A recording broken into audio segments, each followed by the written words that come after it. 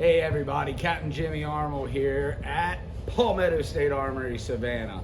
Guys, we're coming up on this wintertime fish bite.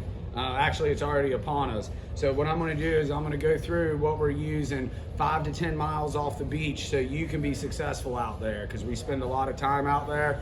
We wanna pass on some stuff where you guys can just walk in, grab what you need, take the guessing game out, so put some meat in the box and to save you time doing so. So guys, first off, we're going to talk about two different rod and reel setups, okay? We just came in and was like, okay, if we're on a budget, what are we going to grab? If I was on a budget going to the reefs this time of year, I would grab this Daiwa combo, guys. It is called the Eliminator combo. It's here for $120 right here at Palmetto State Armory. 4000 series reel, holds plenty of line.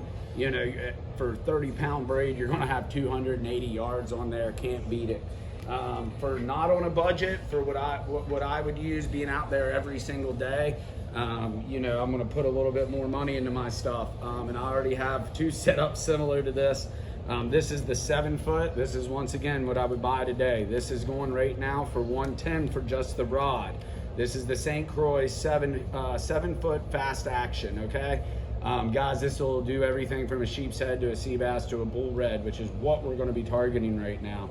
Guys, I put the 5000 MQs, Saltus MQ by Daiwa in here.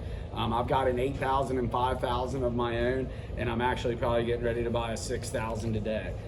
Guys, this thing retails for $320. It is a lot of money, guys, for a spinning reel, but at the same time, this thing is completely sealed up. No salt's going to get in it. Theoretically, I guess you wouldn't have to rinse it. We still do though. Heavy drag, super smooth, even when the drag is locked down and we're wrestling those dinosaurs next to the towers. So that's why I went with that for not on a budget, guys, or for your daily use, I should say. Guys, of course, if you're going to hit the reefs, you're going to want to take Fiddler Crabs for sheepshead, okay? Fiddler Crabs. You got to get them, period, okay? So make sure you get you a bucket with a nice rope handle. All right, go ahead and get you one of those in here. I always like to take 100 crabs per person, guys. So if you're going with 3 people that are fishing all day, you're going to need at least 300 crabs. Guys, for as far as hooks goes with that, I like to use the Gamakatsu Oct Inline Circle, guys. That is a 1/0, and I use I think it's called a Snell. I use the Snell because, and I'll show you here why in a second. And guys, when I'm doing it by myself and I'm just going after big sheepshead, I use the 3/0 hook, okay? 1/0 for when everybody's on the boat and you're trying to put meat in the box and numbers. 3/0 when you're going after the big boys and you don't want to mess with anything else. That's my personal opinion. As far as with your other terminal tackle, on the swivel, you're going with the Spro, okay? This is 80-pound test, all right? I wouldn't go any smaller than that just because it's going to get beat up and banged around. But that's what we use there, guys. Standard Carolina / fish finder rig, I think is another name for it. So pretend this is your main line, okay? This is a 3-ounce egg sinker, all right? On the reefs, I like to go as small as possible. 3 is typically as heavy as we have to go. I've never gone above a 4, all right? If I can get away with a 1.5, I do it. Palmetto State Armory has all the lead in stock, okay? So then you come down, you know, 12 or so inches, 12 to 16 inches, and put your Snell on there, okay, guys?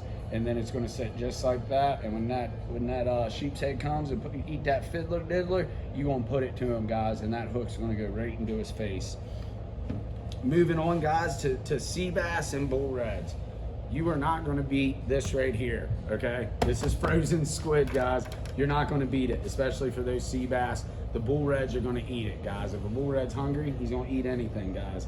So your squid, guess what? This is in a freezer. See the frost on it? Yeah, see, all wet? It's right back there in the back, guys. So when you're here, get your frozen bait while you're here. You don't have to make another stop.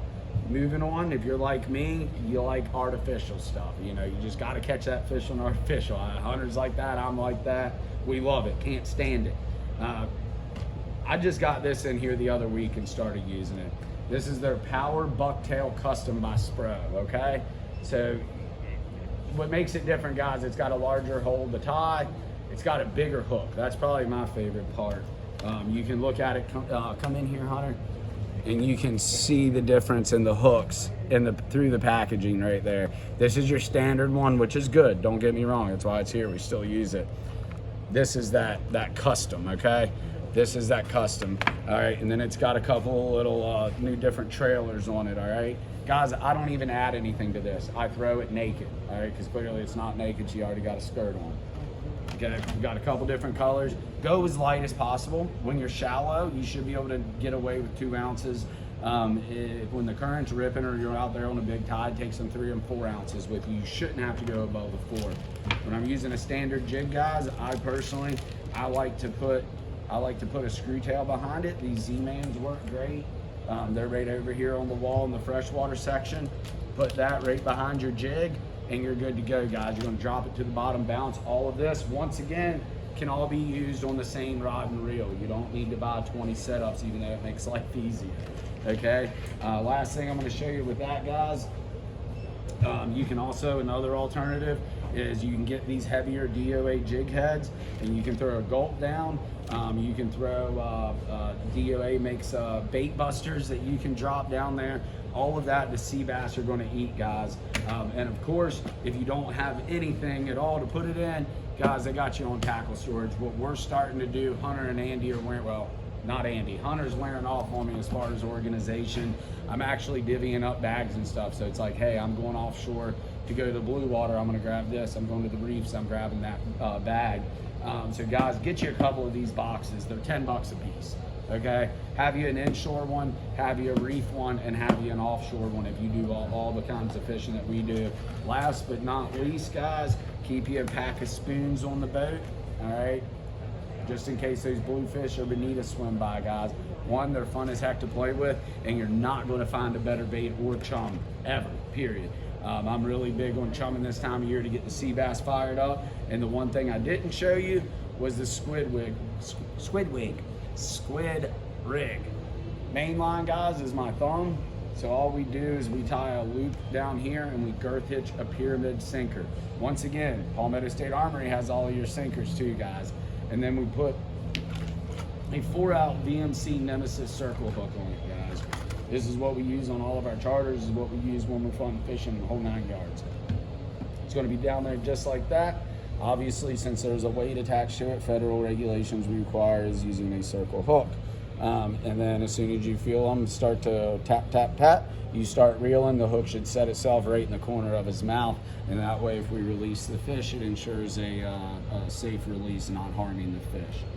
So guys, that is all you really need if you're going to 5 to 10 miles off the beach. And all of it is going to be right behind the flag here, set up at Palmetto State Armory. So just look on the other side of the reel case, and there's always going to be a section in there for what's biting now. So you guys don't have to go look for it. You go straight there on your lunch break, put it in there, go let these nice people check you out, and you'll be out there, and we'll see y'all out on the water.